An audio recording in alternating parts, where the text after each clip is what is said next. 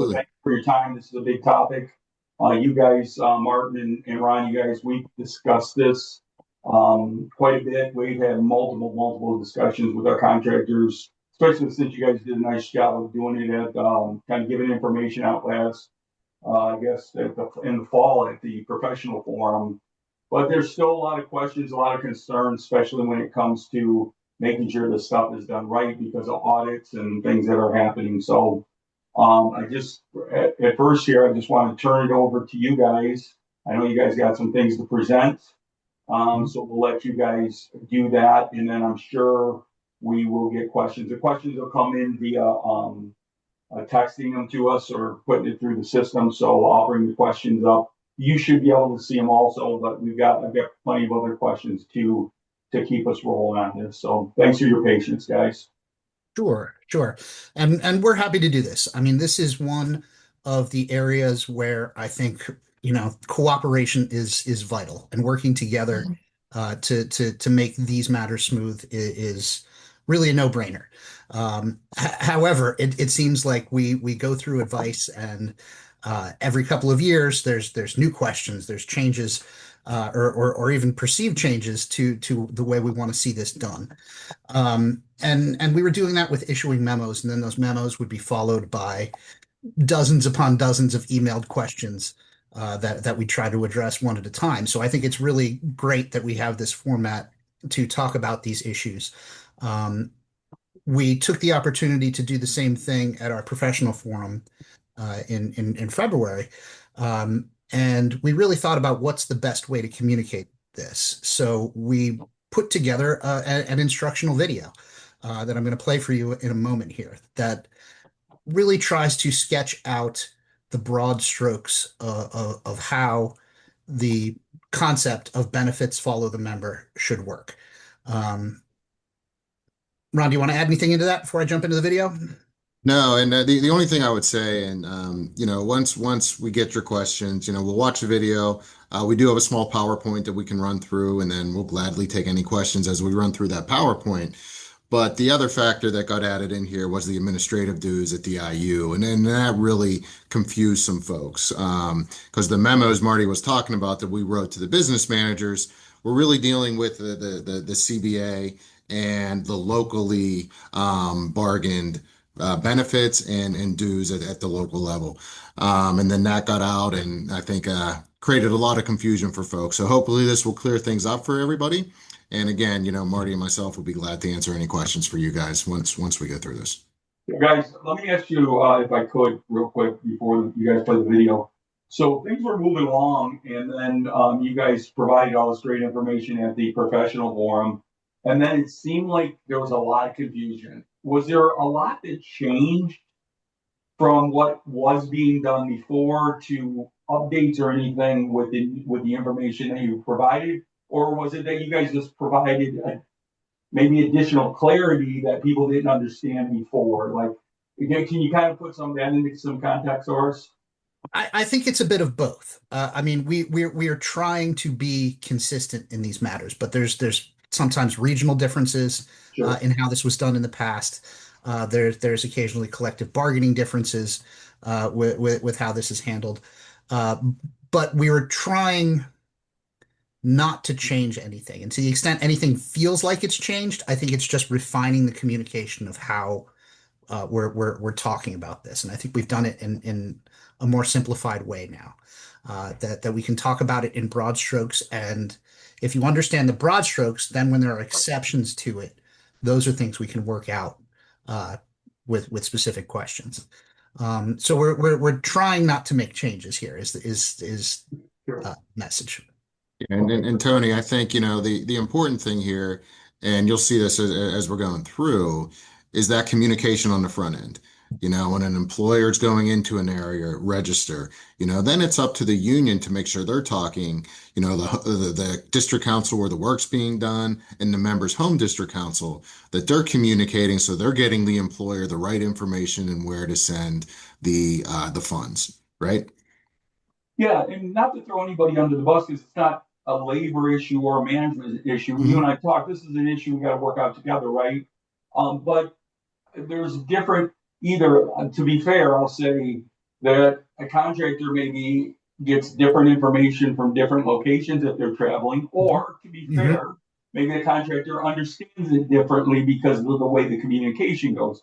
So whatever's happening is we're just looking for a nice kind of understanding of this so contractors can look and vice versa and go, no, I don't think that's the way it goes. And I believe you guys are going to provide how do we get past those points too if those do happen to where things Yeah, aren't, 'cause one and one is not equal in two, right?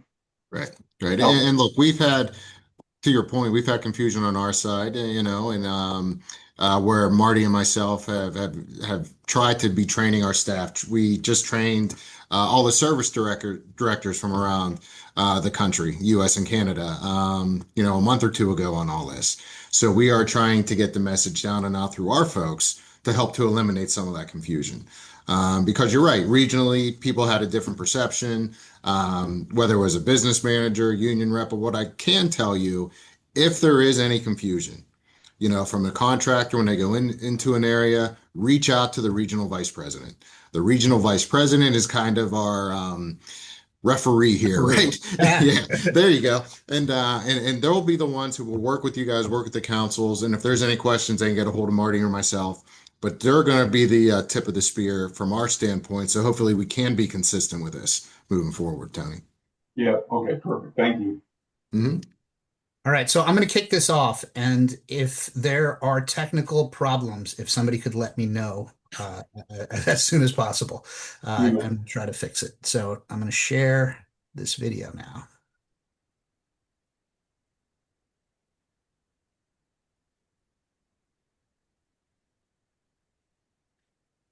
you're good, Mark. Okay.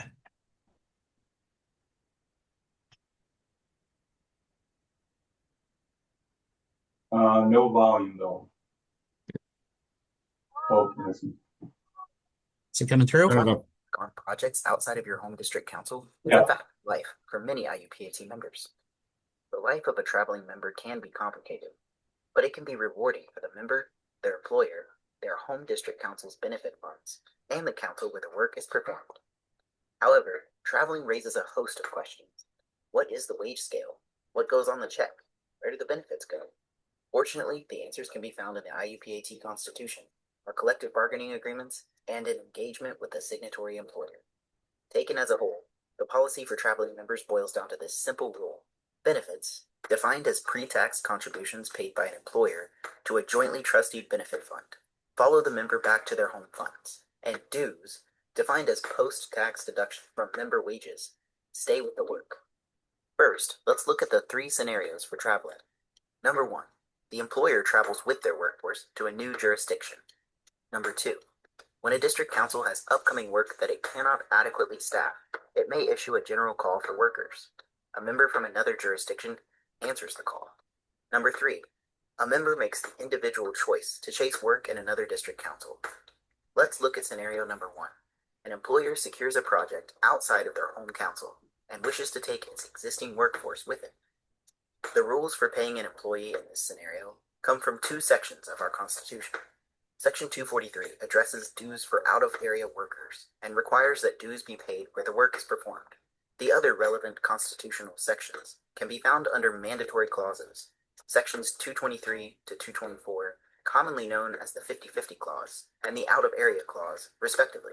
Taken together, these provisions, when negotiated into the home collective bargaining agreement of the employer, allow that employer to take 50% of their workforce to a job outside of their district council, and require the employer to pay the higher of the gross labor cost of the home council or the council where the work is performed, and receive contributions to their home benefit funds at the rate of their home agreement, with all excess being paid to the employee. This is where confusion sets in, but this is also where cooperation and outreach become important. The cooperative process should be initiated with the employer fulfilling its obligation to register the job with the council where the work is performed. Next, the parties need to confirm the 50-50 and out-of-area clauses are in the home contract and establish the appropriate pay scales by exchanging rate sheets. A traveling employer should readily have their home rate sheet on hand to give to the servicing business rep in the working jurisdiction. If not, the servicing business rep should reach out to the servicing rep for the home district council. A well-composed rate sheet should separately indicate employer contributions to benefit funds as distinct from the employee paycheck deductions for dues. The employer, the servicing reps, and the respective fund/TPA offices should first agree on the benefit package payable to the home funds. Remember, DCA, the home council, has a $45 package, and DCB, the council where the work is performed, has a $50 package. Employer gross labor costs are $50 for all employees. DCA has contributions to an annuity fund, welfare, FTI totaling $22 an hour. This amount must be earmarked for payment to DCA's funds on behalf of the DCA members working on the project. The employer, the servicing reps, and the respective fund/TPA offices should then figure out what dues are owed to the council where the work is performed. DCB has district council dues of 3% of total package, equal to $1.50 an hour, 35 cents an hour to the Market Recovery Program, and a member benevolent fund of 15 cents an hour. This $2 an hour is due to DCB for all workers on the project. Pulling it all together, a DCA member working in DCB should be getting $26 an hour in their paycheck. That's as simple as it should be. Hold up. We know there are questions on the line between what is a benefit and what is dues. We know a home council or an away council will say, but can I keep? We know there are questions about where the employer submits their time and payment. And we know there are questions about international administrative dues. And we know there are questions about our system won't let us do it that way. Stay tuned. Those situations will be addressed in the discussion to follow. For now, we are addressing the standard scenario called for by our constitutional scheme and illustrating that cooperation between councils and the employer is the answer. The incentives of this system are built for everyone to win. The employer gets traveling ability. The traveler gets good pay and doesn't lose benefits. The council where the work is performed protects its jurisdiction, puts folks to work, gets the dues revenue, and the international gets its admin dues and national fund contributions. Moving on to scenario 2, an open call for workers. Unlike working for your home employer, answering a general call for work does not trigger the out-of-area mandatory clause contemplated by the Constitution. Therefore, at this time, there is no specific requirement for the remission of contributions to a worker's own benefit funds. The constitutional requirement to pay administrative checkoff dues where the work is performed, on the other hand, is just as applicable to this scenario. A district council needing to attract workers should be mindful that members will be reluctant to travel when their benefits may be jeopardized. Consequently, the same parties, servicing reps for DCs A and B, and the employer, in coordination with their respective benefits departments or TPAs, should establish a hybrid wage schedule that sees employer benefit contributions sent to the home council of the recruited workers. Finally, under scenario 3, only the constitutional obligation to remit dues to the council where work is performed is in play. Councils have no obligation to send benefit contributions to the voluntary traveler's home council. Both councils and the member should be mindful of the clearance card rules for limited work in another jurisdiction and should respect a member's need for continuity of benefits whenever possible. In conclusion, the IUPAT policy of benefits follow the member creates a situation in which all stakeholders benefit. The member has continuity of benefits, the employer has portability of its workforce, the home benefit plans are funded, and the work jurisdiction of councils are protected by the payment of dues. While it can be a challenge to administer, cooperation between councils, fund offices, and TPAs, employers, with mediation from the international when necessary, can overcome any problems that may arise.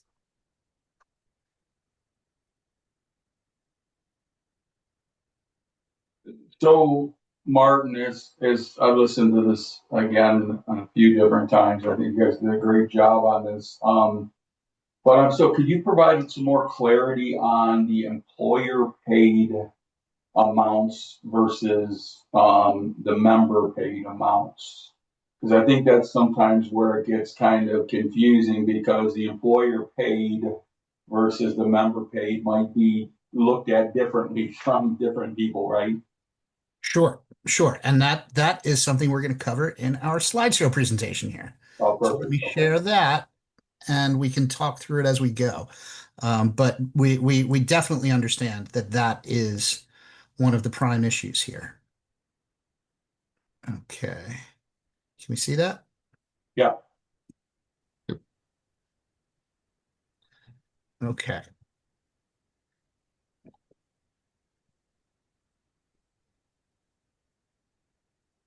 There we go. Okay. So I think what this boils down to is how do you tell what is an employer contribution versus what is a post-tax deduction from a member's pay. Okay. Because that's going to be the dividing line between what is a benefit and what is dues. And there are lots of points of confusion on this. But the general rule is that if the employer contributions are not part of the taxable wage. Okay. Um, Dues are coming out of the member's pay post-tax. That's the member paying the union in some form or another. All of that can be considered dues when it's the member paying the union.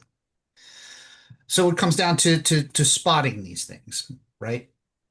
And that's where it gets kind of tough. So when we talk about things that are benefits, there are certain things that will always be benefit. And it's not just looking for the word fund, because the word fund is thrown around too casually, I think, on both sides of this. When we're talking about funds in this area, right, we are talking about jointly trusteed uh, Taft-Hartley benefit funds, right? Those exist because an employer cannot pay money directly to a union, right? Under any circumstances, that's prohibited by the Taft-Hartley Act. An exception to that is when there is joint control over those monies through a trusteed fund that has equal representation by management and employer. So when we're talking about funds in this context, we're talking about pension, annuity, health and welfare, training funds, and labor management committees generally. Those are the big ones that you can always identify. Those are always going to be jointly trusteed entities. Those are true funds within what we're talking about here. Then there are a few things that kind of fall in the middle that are sometimes benefits, but sometimes aren't. One of the biggest points of confusion here can be pinpoint and market recovery programs, because they can be done in two different ways. There are lots of jurisdictions where the market recovery program is jointly trusteed, where there's equal representation by management and employ and union, and that's run just like a fund. That is a benefit. It is coming pre-tax. That is one way to deal with that situation. But what is becoming more common, and we're probably at a 50-50 point across the international as to how this is done, pinpointing programs will be done based strictly on member money, where it is set up essentially as a post-tax contribution from the employee's paycheck to the union, because an employee can give those monies directly to the union to be used as dues, and that dues is used for a special segregated purpose within their bylaws for a job targeting or pinpointing program. That is entirely dues money, so that's coming out separately. So it's important to understand which is which within the jurisdiction you're working in. But in both cases, it might be labeled a fund, right? And that might be how it looks on the wage sheet. So it has to be drilled down. Is this coming out of the member's pocket, or is this coming out of the employer's pocket? That's the deciding point. And as it said in the video, a well-constructed rate sheet should tell you where it's coming from. Is it pre-tax? Is it post-tax? So Martin, if I could jump in here then for clarification. If you have a jointly trusted trust market recovery, then that money is going to go to the area it's being worked in. No, It's going to no. go back. It's going to go back home. So Okay. if you're in local 1 and working in local 2, and local Right. 1 has a jointly trusteed pinpointing program, that's going back home Because it's following the member because it, okay. And but what because if it's a it's benefit. but when it's the member's money, i.e. going direct to the union, it's then Correct. going to the area the work's being done. Correct. See, and I think this is where, in my mind, and this is where you guys, hopefully, will clear it up. When it's member money, and we say the money follows the member, then you would think that member monies going into a market recovery fund would follow them back, but it's the exact opposite, and it's only verbiage that's confusing it, right? Well, no, we're trying to say benefits follow the member, Okay.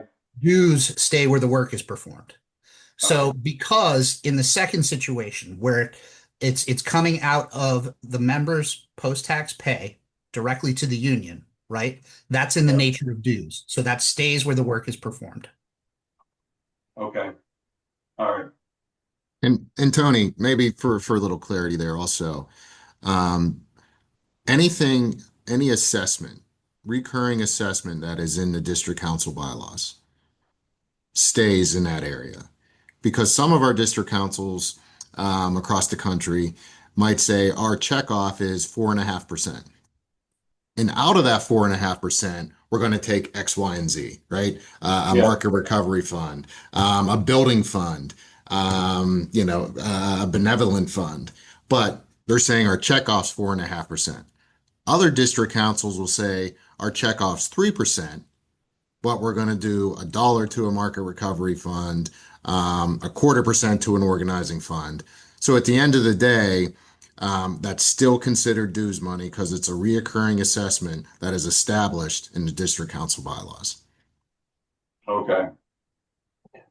Well, I'm not sure if that's, I understand completely what you're saying. I just see the kind of the continued confusion because if it's all packaged together, that's the dues, even though there could be some benefits in there. Well, they're So, not benefits. It's still dues money yeah, because it's okay. member money going direct to the union. They are not going to a jointly trusted fund. Trusted fund. Got it. Okay. That makes sense. All right. And like Marty said earlier, Tony, it does where it does get confusing is because we do call some of those things funds. They're really not funds, Yeah. right? Right.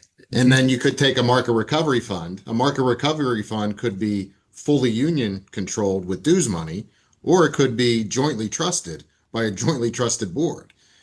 And so if it's jointly trusted, that's where that money would have to follow the member back home.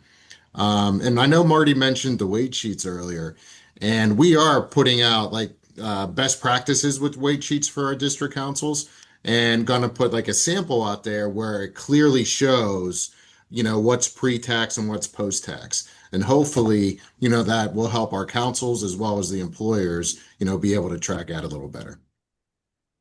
Okay, so too, and I don't want to jump ahead, but there are like I'm bringing out the questions that I'm getting or I have gotten. So what about STARS program, which is going to be different than we got a lot of associations on here. What about the association money? So in those two particular cases, and sometimes we have the STARS set up different ways too, depending on where that money's coming from, right? Could Correct. you address those two, if not two, if I didn't put you guys in a And those well, let's take stars. Stars is set up half a dozen different ways everywhere across the country, maybe more than that. okay. And sometimes it is jointly trusteed. Sometimes it's part of a labor management committee. Sometimes it's purely union administered. There's a lot of variation in that. So it's really going to take understanding the program there in that particular council. And that is one of the things that should be dealt with in the wage sheet. Like how is the stars money being paid? But if it's being paid by the employer to a jointly trusteed uh, fund, it follows the member back to their home council. Okay. If it's coming out of the member's pocket, it stays where the work is performed. Okay. But Um, that's a really good example and a particularly confusing one. Yeah, I think it might be the worst case scenario in and how that could be addressed, right? Because there's so many different variables. The I mean, association. I think once you dig into a particular council, right, who the council should know their system, right? And the servicing director should be able to say, you know, or the servicing rep that each contractor is dealing with should be able to say this goes like well, what kind of program they have within their council. Sure. Um, and that's really where the communication comes in because there are going to be these line judgments from time to time. Another place we see confusion is with vacation funds, which are almost never actually funds these days. It's not an employer contribution uh, uh, funding a benefit. It's really just delayed compensation, right? It's deferred compensation in the future. So that is not that should always be considered member money. Okay, and then what about the association or the contractor association? I know a lot of them are just the contractor, but sometimes they are a joint industry fund that they get. How do you guys typically see that? Well, this was a late one we came to. Ron, do you want to talk about this? Because we kind of tacked this on at the end. Sure. So the associations, Tony, that would go back home, right? That would follow the member back home. And this is one of those where, when we look at it across the country, sometimes associations are gonna feel like they lost some of the money that came in because guys are working in the area, but they're not getting that association payment. It's following the member back home. And other times when their folks are working there out of area, they should be getting that association money, right? Because their Right, folks are out right, of area, but then that's coming back to them. right. Okay. And I think that's been the clear understanding on it. And then to not to get into a lot of Mhm. different scenarios, but if back home I got a 25 cents to a local association, whatever the number is, but I go into an area and I'm working where it's 30 cents, then that additional 5 cents, if everything else works out, would actually go on my check. Correct. That's right. Yeah. That's right. Okay. That's exactly Yeah. right. Yeah. Okay. So I just want because those monies still need to be paid in the big Yep. picture, as we know with all that stuff. Okay. Mhm. All right. Here's a question on all this because it seems like every district council has the answer, or should have the answer, right? And the contractors in that area. And it sounds like when there is questions or anything, we should call the vice presidents in those areas as the referee to take this down. Mhm. Is there anything in progress, or is there anything that the IUPAT can provide the contractors that says, hey, if you go into this district council, this is what it is. If you go into this one, this is what it is. Or is it just case by case? Those traveling contractors need to make sure they have everything right because this all comes back to them not having to pay twice, right? Sure. And And everybody getting and the this is money they're supposed to get. They're supposed to get. this is something we've thought about, but and Ron and I have talked about it, but we've got 30 district councils, each of which has a minimum of three agreements, sometimes up to 30 agreements. And it would just be kind of impractical to do it that way. We do try to keep track of everyone and their constitutional obligations to send in your contracts and your rate sheets. But it's really an on the ground thing. It's just cleaner and more direct for the contractors and servicing department to work it out directly. Sure, Uh, makes sense. Okay, yeah. So it's really just kind of and it's kind of too big an issue for us to deal with in a comprehensive way. sure. Okay. All right, and then I guess to go a little deeper in it, then if I was to reach out as a contractor and I talked to the vice president in the area and they said, okay, this is the way it's supposed to be done. How when I get that information, what should I do as a contractor that in 3 years down the road when I get audited, that I don't just have, hey, I talked to Johnny, I talked to Susie, and they said this is the way we were supposed to do it. Just up to the contractor to make sure they get that in whatever form they need to be able to have that backup. And even if the information they were given, let's say it's slightly wrong with the way things were done, somehow the contractor is still going to be responsible, right? I'll give you the lawyerly answer. It depends. I mean, I mean, this all starts with conversation, and I think, you know, one of the most important parts for the employers here is to register the jobs, because once, you know, the council knows that an out of area contractor is working within their jurisdiction, all this should be set into motion, right? Once if that doesn't happen, then we get a little further down the road, and maybe it's being paid wrong, and then there's an obligation on the funds end to sort it out because it didn't go to the right place for a member, and I think all parties have an interest in getting this right. I mean, the biggest issue here that we really want to emphasize how important this is because it's creates a situation where a member can lose their healthcare benefits if they're not getting their hours reported properly. Right. So like that's really kind of the motivating problem from our perspective that needs to be solved with this, is to make sure that gets paid correctly.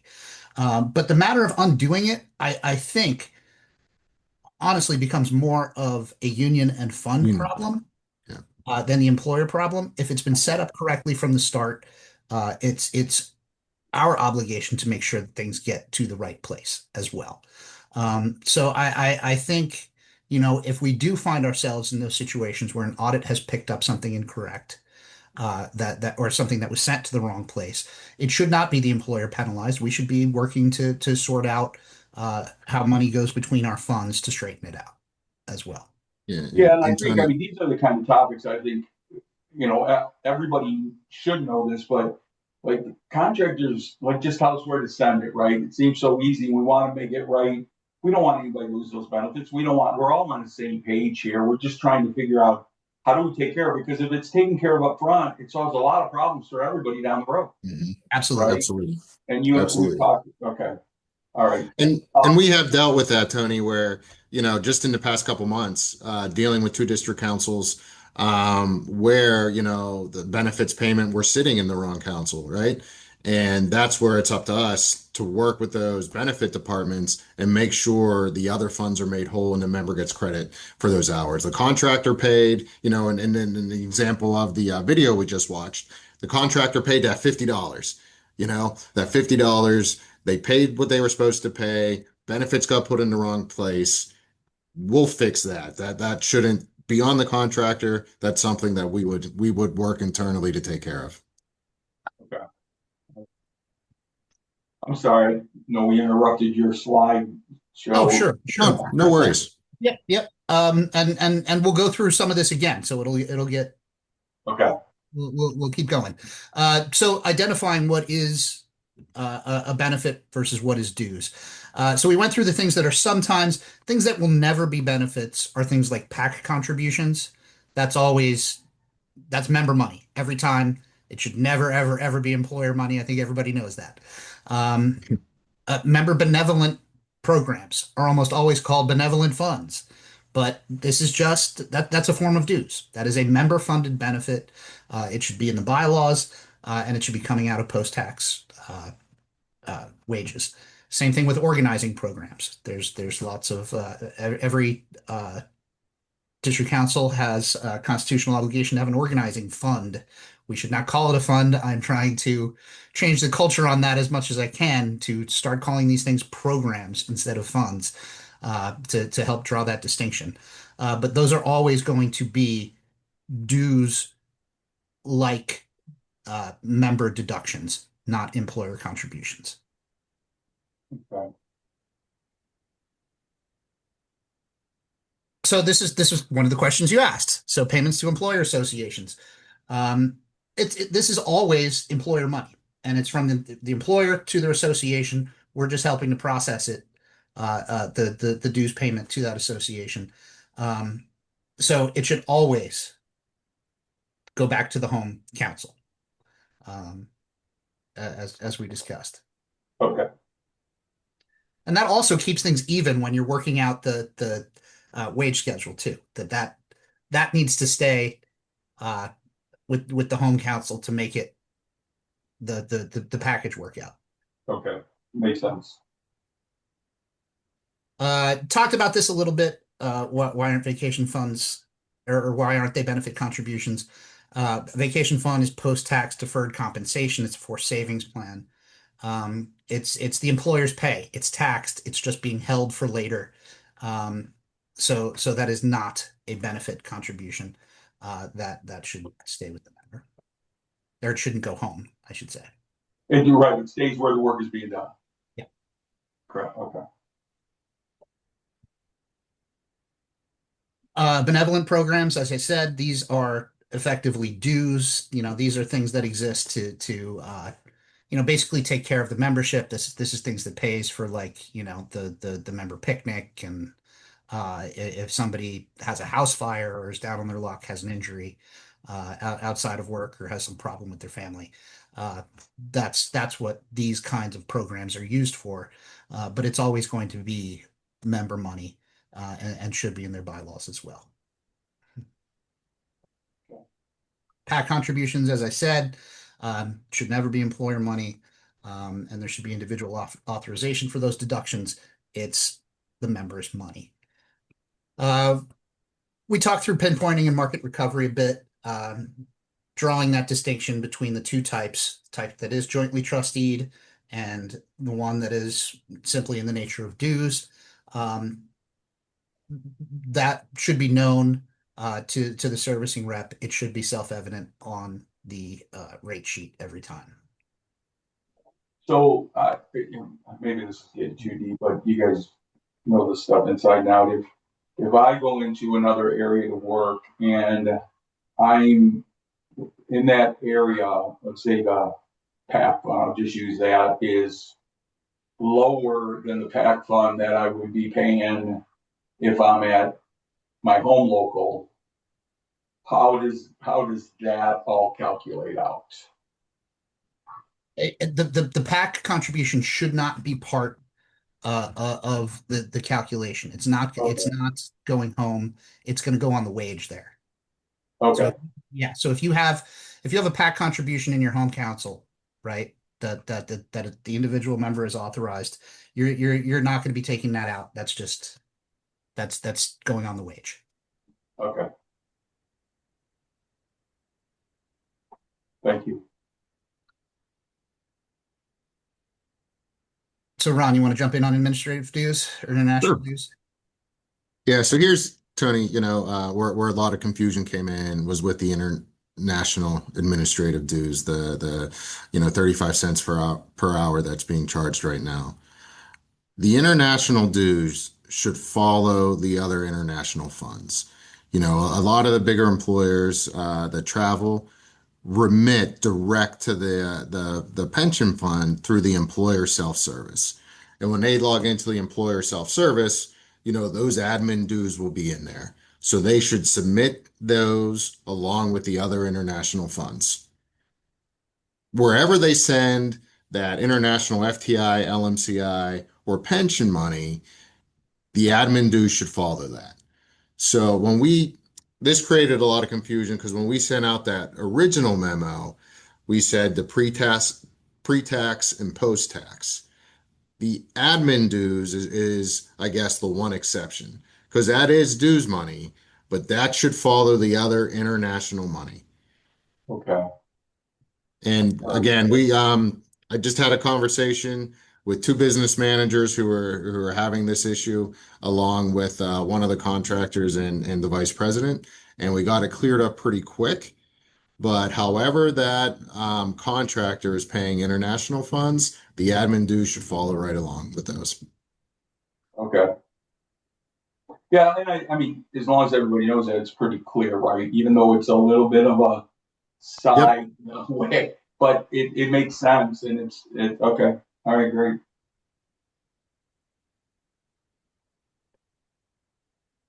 And really, I think that's Okay. it, isn't it, Marty? That's the whole ball of wax. And I'll wait for questions before I tell you the one weird exception. Well, that's a little scary. We didn't cover one of the weird ones yet. Well, it's a regional exception. Well, not even regional. It is a single state exception. It's a big I state. got you. I think so. One of the things that was asked was if, as long as everything from a contractor standpoint, and they want to get it right. I understand this because it causes them all kinds of problems internally, and there's a lot of hours put in to try and get this right. And so having them have the right information, as you guys know, we've been talking about this for a couple months now, and we've given out some information. We want to give out more. To get them that right information so when they're done and they can push it on. But as long as the contractors are paying the right amounts, if things are being accepted where they shouldn't be or whatever, I know that's making things difficult, but what I'm hearing is, look, we have to get that stuff straight behind. Please don't do it on purpose. But when there's things that are moved around the wrong way, that's for us. It doesn't become a auditable item because the monies were actually paid. Is that a fair statement or not quite? Well, no, I mean, I think it's our obligation to help it get worked out. I mean, we do not have, at the international, we do not have direct control over what uh, uh, uh, uh, an auditing firm hired by a fund, even one of our affiliates, is going to do and what it's going to pick up. But when that controversy comes up, we want to know about it and we want to help resolve it. That, if payment was misdirected, we want to help it get to the right place. Um, from where I sit, the auditing firm should be accepting that explanation, and should be crediting that appropriately. But we can't reach in and fix it directly, but we can step in and take the contractor's side and say, hey, wait a minute, this should have been done this way. A good faith effort was made, and then we can talk to the funds and say, you should be sending this here and you should be sending that there. Yeah, okay. And I guess key point there is you don't want to not have any conversations all the way up until that's that far down the road. There should be conversations before that will help support what was done anyways between labor and management. Another question that came in here. What about jointly administered employer paid apprentice training funds? So those are our benefits that should follow the member back to their home council. So if you're working out of area, um, those employees that have come with you, you're sending their contributions back home to your home council for training funds. All right. That does lead into my one weird example, though. Okay. And that is in the state of California. So if the person asking the question is working in the state of California, this is our one weird thing, because the state of California has mandatory contributions to employee training funds, right? To their apprenticeship funds. And they do audit those and they come back after the contractor for those payments if they have not been made. So in that situation, and only in California, payments to a jointly trusteed apprenticeship fund stay in California. Even Okay. if you're from Nevada, if you're from Idaho, working in California, you got to pay the California contribution. That doesn't mean you have to double pay at home, uh, in that instance, but you got to pay the California contribution. Okay. I know maybe this is also very complicated, but we have contractors in the USA and Canada. Does this all apply the same if we get Toronto contractors doing work in Buffalo and Michigan? How, it's just an example, or is that a totally different animal that needs to be looked at? I don't want to overstep Canadian law and how it works between, Okay, fair because each enough. province has its own. But Yeah. that's just my preface for it. But in my conversations with our uh, uh, Canadian GVP and BMSTs in Canada, it does generally work like this already. Okay. All right. All right. I don't see any other questions, and I think you guys did a great job as always. Is there anything else you guys want to add before we wrap this up? I think the only thing I would add and stress is, again, registering on the front end And then if there is any confusion, making sure that the general vice president gets involved so we get this cleared up. Because once money starts moving, especially once money goes into a trusted fund, and even if it is the incorrect trusted fund, then it's harder to get it out of there and get it into the other trusted fund. So as much as we can do on the front end, it's going to benefit everybody. Okay. There is one more question. What about there? A lot of people starting to hear about the success of local 911. What happens with is it this? Is that a different scenario, or is that to be treated, or those? And when they get assigned to a job and they travel, they're working in that jurisdiction. Are they to be understood to be in that jurisdiction? Well, we're pleased to hear that folks not like 911. Um, it is a unique situation. Um, they should be getting. I mean, it is basically the same format that their uh, uh, benefit contributions are going back to their home as well.